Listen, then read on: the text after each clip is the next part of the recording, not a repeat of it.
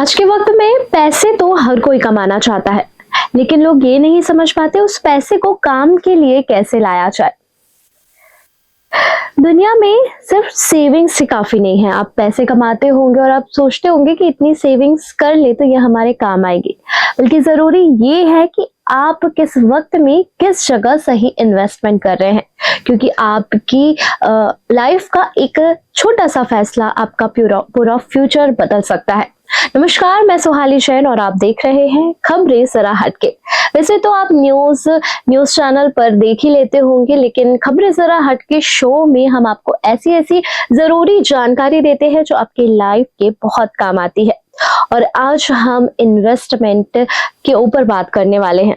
कई लोग, आज का दौर ऐसा चल रहा है कि सोचते होंगे कि इस दौर में इन्वेस्टमेंट कहाँ करें, क्योंकि पैसा कमाना जितना जरूरी है उतना ही जरूरी है कि उस पैसे को सही जगह इन्वेस्ट कैसे करें जो हमारे फ्यूचर में काम आए।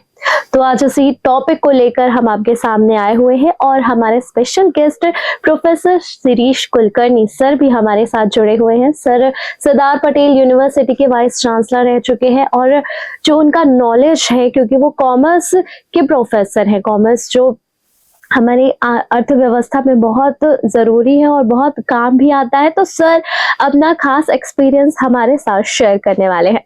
सर, हमारे शो में आने का आपका बहुत शुक्रिया। Thank you. और आज का जो बहुत इंटरेस्टिंग टॉपिक है इन्वेस्टमेंट। सर, तो आपको क्या लगता है कि जो इन्वेस्टमेंट है आज के दौर में कैसे स्टार्ट करना चाहिए, कैसे मुझे ऐसा लगता है, जैसे मैंने मेरे बेटे को कहा, वो जॉब करता था, तो मैंने साधारण सा उसको पूछा कि भाई कितनी आपकी सैलरी है और कितना आपका हर माह का खर्चा है, तो कुछ सेविंग करते हो क्या? अगर हमने सेविंग किया है तो उस बचे हुए पैसे को कैसे बढ़ाया जाए, यानी पड़े पड़े पैसे। पुराना जमाना था कि छोटे बच्चों के लिए एक पिग्मी जैसा छोटा सा लोटा देते थे, उसमें एक होल होता था, गुल्लक उसमें वो पिगी बैंक में डालते थे पैसा। और उसका मतलब क्या होता था कि वो तो वैसे के वैसे ही रहेंगे। हाँ। तो अभी जो इन्वेस्टमेंट वाला विषय है वो हम हमारे बचे हुए पैसे को बढ़ा सकता है, ये इसलिए इन्वेस्टमेंट करना चाहिए। सर, इसकी सही एज क्या हो सकती है सर इन्वेस्टमेंट करने की? जिस साल में, जिस उम्र में कमाना शुरू करो ना, वही इन्वेस्टमेंट की सही उम्र है। नहीं, इसका मतलब तो ये नहीं कि आप खर्चा ना करो। आपका खर्चा हो जाता है, उसके बाद भी कुछ भी बचता है तो उस उम्र से ही हम तुरंत इन्वेस्टमेंट शुरू कर सकते हैं। सर, और इन्वेस्टमेंट के कौन कौन से तरीके हैं करने के? देखिए, इसमें तो इतने सारे प्रकार है इन्वेस्टमेंट के।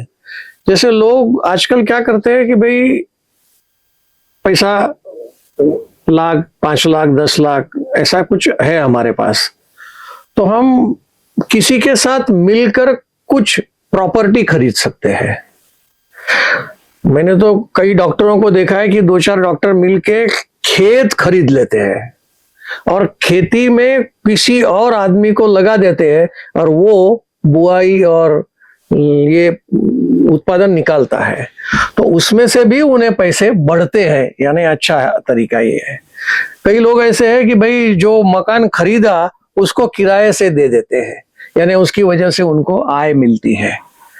ऐसे तो जो रेगुलरली चल रहा है और बहुत ही प्रख्यात है, लोग बहुत अच्छी तरह से जानते हैं, वो है स्टॉक मार्केट। तो स्टॉक मार्केट में यानी शेयर्स खरीदना और उस शेयर्स की मार्केट रेट में जो खरीदा है हमने, वो शेयर मार्केट का अगर आगे बढ़ता है तो उसमें हमें आय मिलती है, तो उसे हम बेच दें तो हमारी जो बचत है वो बढ़ जाती है। सर, शेयर मार्केट में आप आए हैं तो बहुत सारी चीजें होती है, SIP होती है, म्यूचुअल फंड होते हैं, शेयर मार्केट होते हैं। इनमें सब में थोड़ा थोड़ा डिफरेंस होता है, मतलब मुझे भी शायद अच्छे से पता ना हो, तो आप इसमें डिफरेंस बता सकते हैं?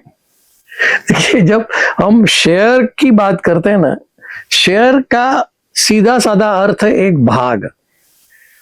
कोई भी प्राइवेट लिमिटेड में तो ये शेयर्स का मसला आता नहीं है, लेकिन पब्लिक लिमिटेड कंपनी जो है, वो पब्लिक लिमिटेड कंपनी सब्सक्राइबर्स को शेयर्स बेचती है, देती है, बेचने से अच्छा देती है, किसी कीमत के बदले में शेयर्स दी जाता है, तो उसे भाग कहते हैं।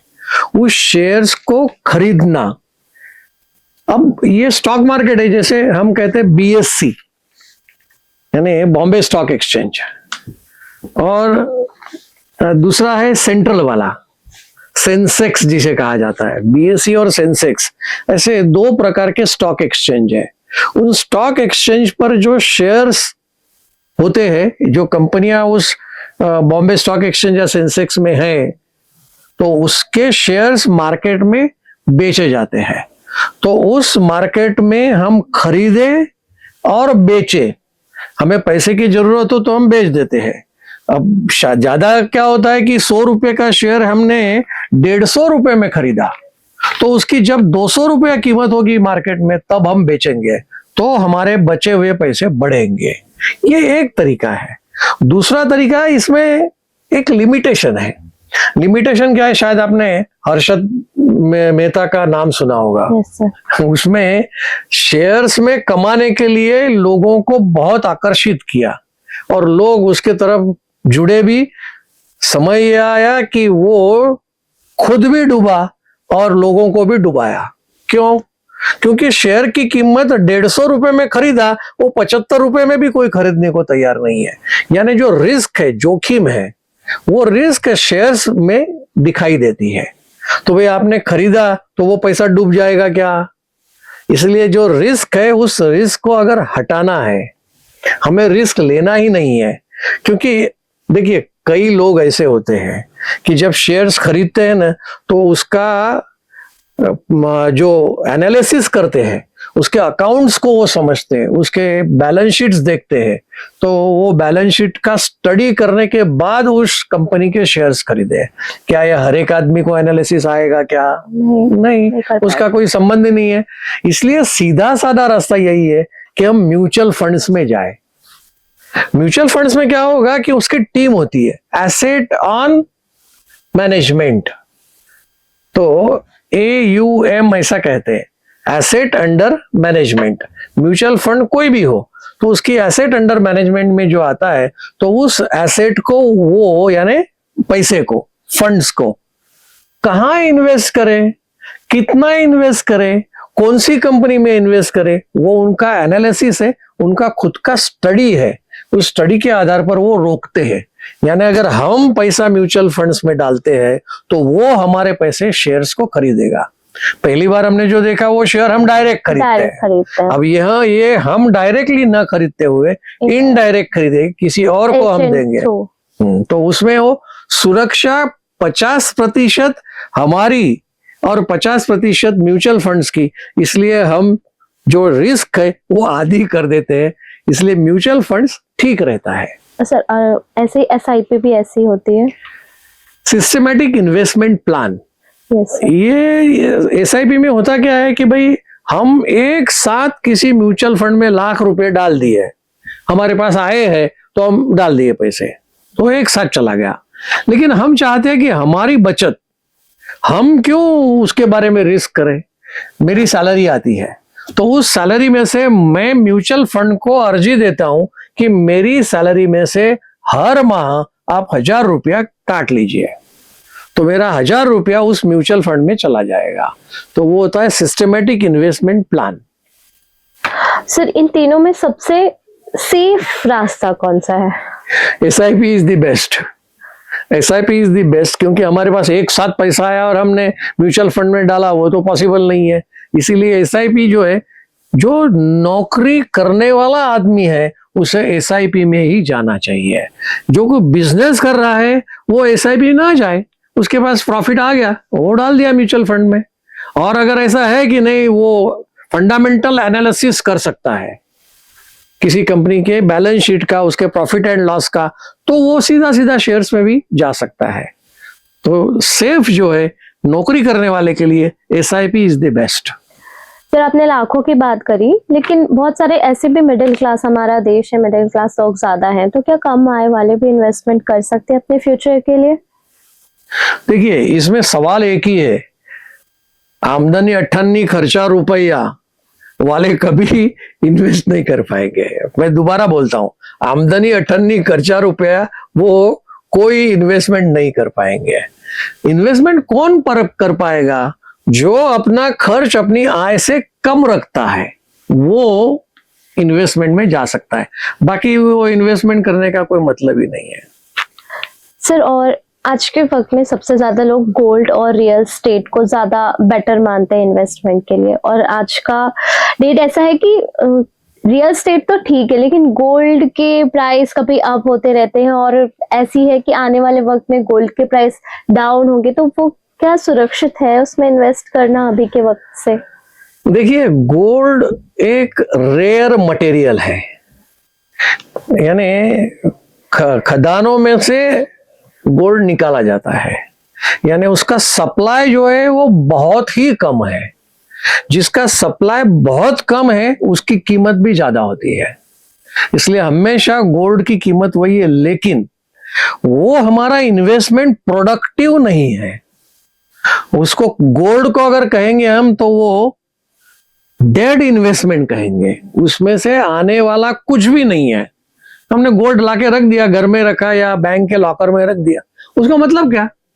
लेकिन अगर हम शेयर्स में जाते हैं तो जिस कंपनी को हमने ये दिया पैसा, तो उस पैसे का कुछ ना कुछ वो कंपनी उत्पादन करेगी, और उस उत्पादन में से फिर देश को आर्थिक विकास की पॉसिबिलिटी है। इसलिए डेड इन्वेस्टमेंट न जाए। एक दूसरा आपने कहा रियल एस्टेट।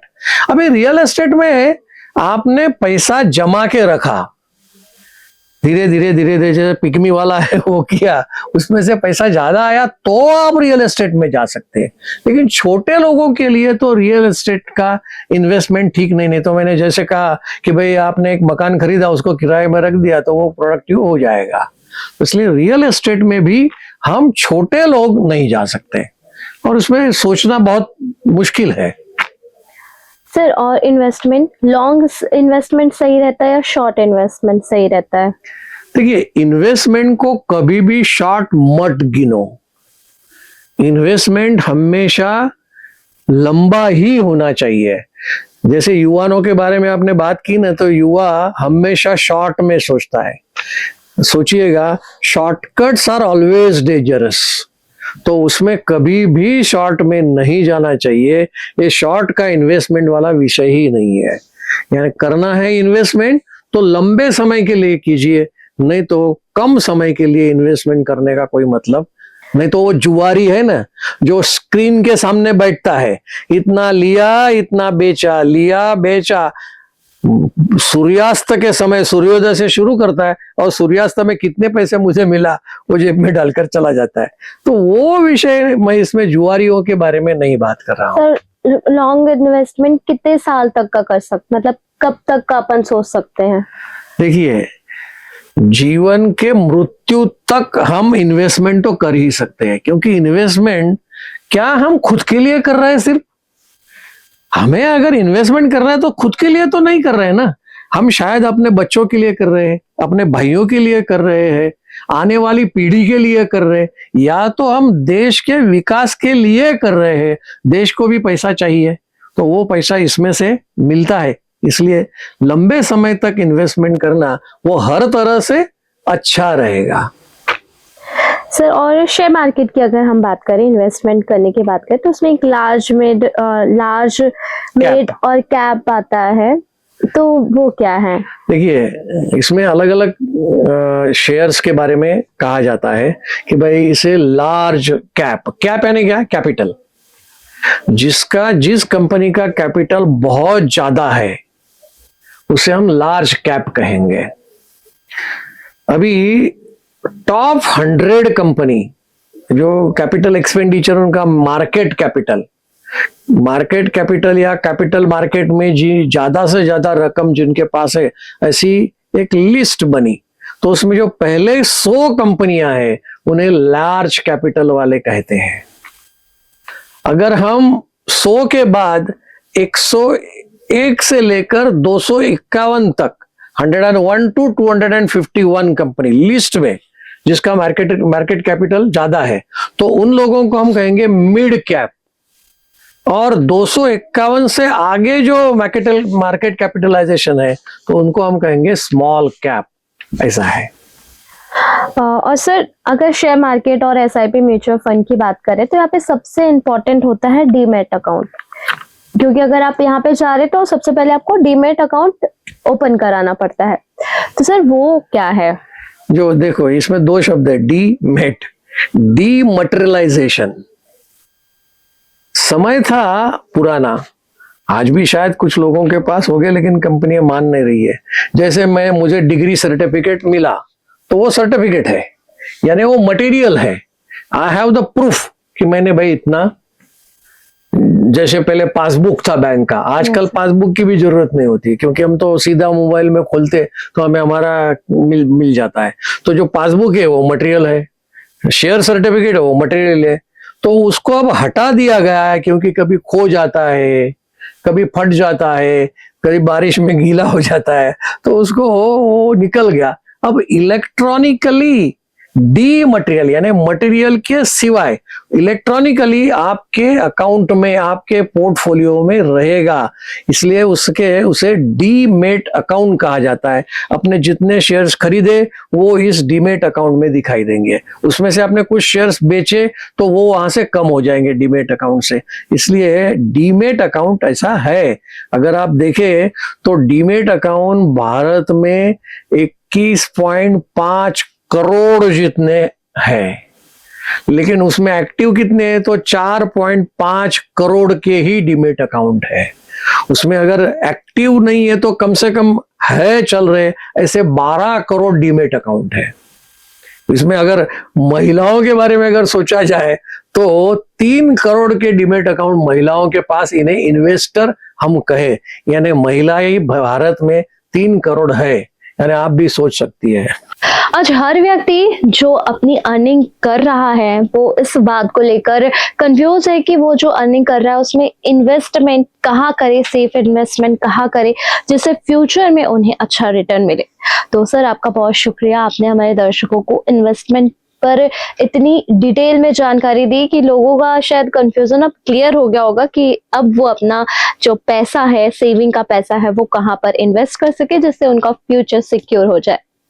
तो आज की जो खबरें जरा हटके में सर ने इतनी इम्पोर्टेंट जानकारी दी, आई होप वो आपके बहुत काम आएगी। और खबरें जरा हटके में हम ऐसे ही नए नए टॉपिक पर बात करते रहते हैं, और ऐसे ही दिलचस्प चीजों को जानने के लिए देखते रहें खबरें जरा हटके, मेरे यानी सुहाली जैन के साथ, सिर्फ और सिर्फ गुजरात न्यूज पर।